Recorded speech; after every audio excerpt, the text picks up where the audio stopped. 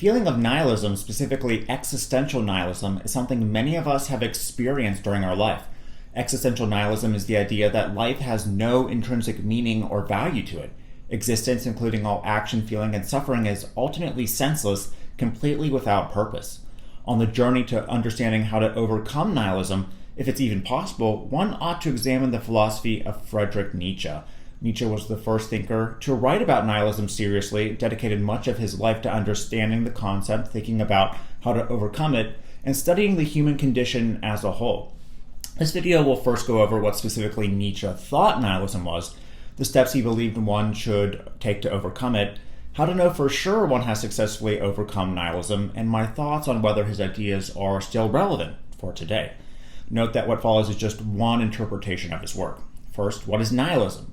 Nietzsche saw nihilism as the outcome of repeated frustrations in searching for meaning and purpose in religion, specifically Christianity. Thanks to science and the Enlightenment period, Christianity began to be seriously questioned as truth. Plus, Nietzsche believed his own psychological insights into why humans feel the need to create things like religion led him to believe Christianity is something people need to and eventually will give up. Because of this, the false Christian values and beliefs that used to give our life meaning, like living for God, now have no purpose for the rational thinking individual. People may fall into despair since it appears that we're just regular animals in a universe with no objective, bigger meaning to it. He wrote, nihilism appears at that point, not that the displeasure of existence has become greater than before, but because one has come to mistrust any meaning in suffering, indeed in existence, and now seems as if there is no meaning at all in existence, as if everything were in vain. This collapse of meaning, relevance, and purpose, he believed, will be highly destructive to individuals, but could be overcome and needed to be overcome. He thought of nihilism as a transitional stage in life, or like a disease. Why must it be overcome?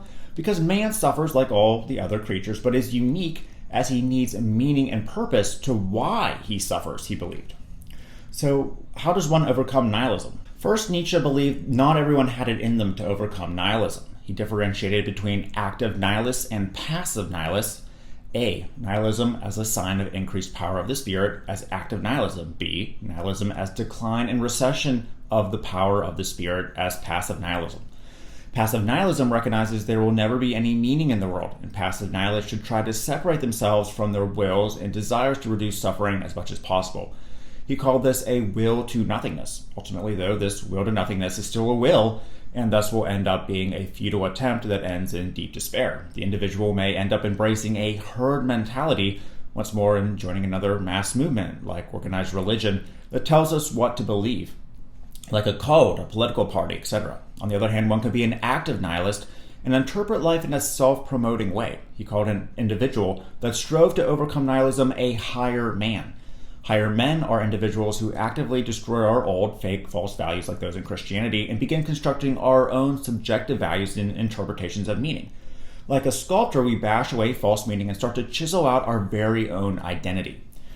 Throughout Nietzsche's work, he gave us analogies, teachings, and psychological tools to help us create our own subjective meaning and values. One of the most notable was the Uberman, or Overman. In his greatest work, Thus Spoke Zarathustra, Zarathustra descends from the mountains where he has become enlightened and announces to a village nearby, I teach you the Overman. Man is something that shall be overcome. What have you done to overcome him? The Overman is a psychological superior being of the future individuals of today should strive to become to keep them motivated on the quest toward overcoming nihilism. Instead of living comfortably in the moment, going about life hedonistically, a concept he called the last man, an overman is about responsibility and growth, an individual who's studied and mastered his greatest deficiencies and fears. However, it's important to understand that we're not suppressing or discarding emotions like fear, envy, jealousy, or suffering on our path to becoming a higher man and realizing the overman. In fact, we do the very opposite, as Nietzsche could be thought of as a psychologist long before the advent of psychology.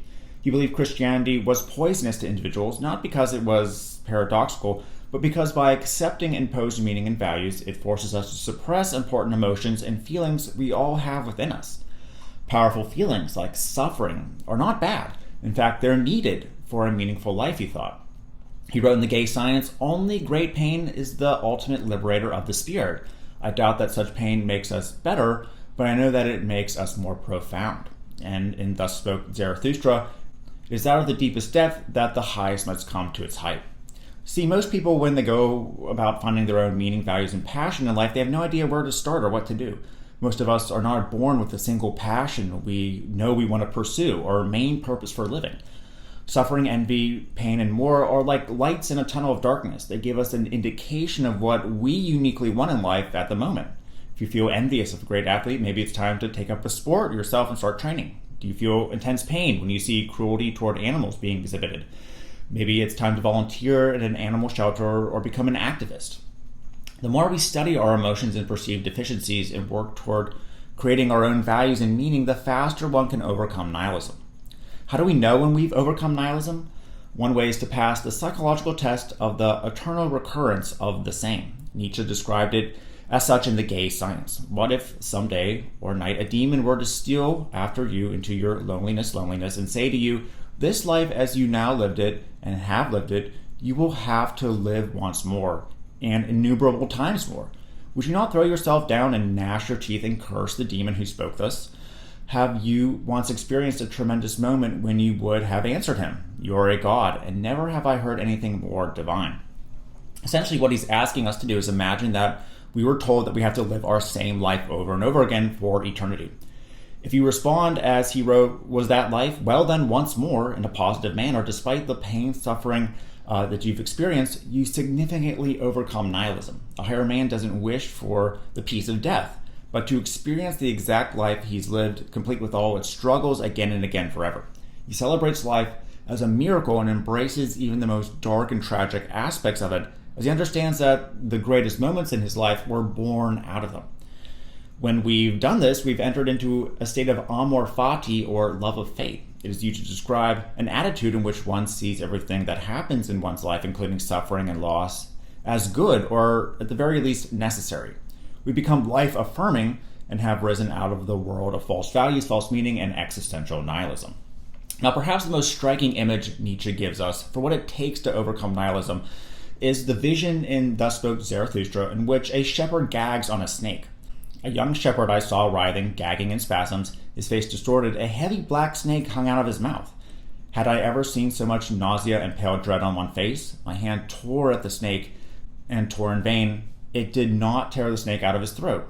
Then it cried out of me, bite, bite its head off, bite. The shepherd, however, bit as my cry counseled him. He bit with a good bite. Far away he spewed the head of the snake, and he jumped up. No longer shepherd, no longer human, one changed, radiant, laughing. Never yet on earth has a human being laughed as he laughed. Oh, my brothers, I heard a laughter that was no human laughter. Here one can interpret the shepherd as initially the last man, then higher man as he begins to bite the snake, and then finally an overman. As nihilism rushes down our throat, we have no choice but to bite its head off or choke to death, the meaning of our life snuffed out. As we bite, we become the higher man, working to carve our own meaning, and eventually, in a rapturous moment perhaps, the overman himself fully life-affirming. So that's what Nietzsche had to say in a nutshell about nihilism and overcoming it. Of course, there's much more to his works and philosophy, so I recommend reading some of his philosophy for yourself. So today, his core philosophy and ideas are still important to a degree. When we allow others to dictate our purpose, meaning, and values in life, it almost always leads to a poor quality of life for us. Studies continuously show how having meaning greater than just fleetings of happiness in the moment is important for higher subjective well-being. When we aren't in touch with our feelings and aren't working toward creating our own meaning and values, our quality of life seems to suffer, including in some cases leading to serious clinical depression. Nietzsche's ideas, of course, aren't the only and necessarily best way toward achieving human flourishing, so I'll be exploring more thoughts on this topic coming up soon.